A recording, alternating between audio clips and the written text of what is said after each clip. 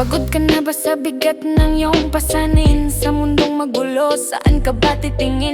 Ang bawat hakbang mo'y tila walang patutunguhan, puno ng pait, lumbay at kawalan. Ngunit pakinggan mo ang tinig na banaya, di ang pag-ibig na walang katulad ang inilalay.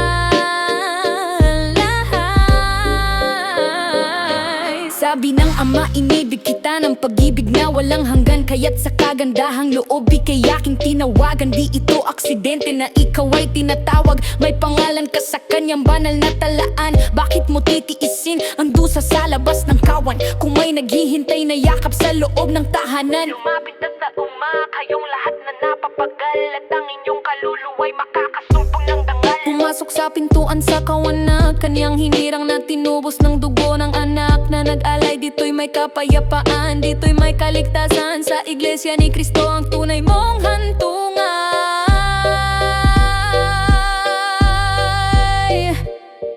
Halikayo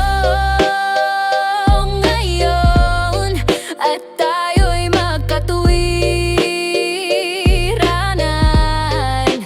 Kahit ang iyong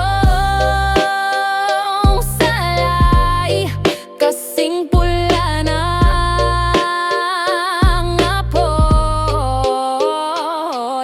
ito'y magiging maputi parang busilak na snow. Sa ilalim ng biyayang buhay mo'y magbabago. Huwag nang patikasin ang iyong pusong sugatan, ang oras ng pagliligtas ay ngayon. Sabi ni Jesus, ako ang pintuan, ang sino mang pumasok sa akin ay maliligtas. Ito ang tanging daan, ang tanging landas. Tumakas ka sa apoy, lumapit sa kanyang awa. Dahil mahal ka ng Diyos, ayaw niya na ikay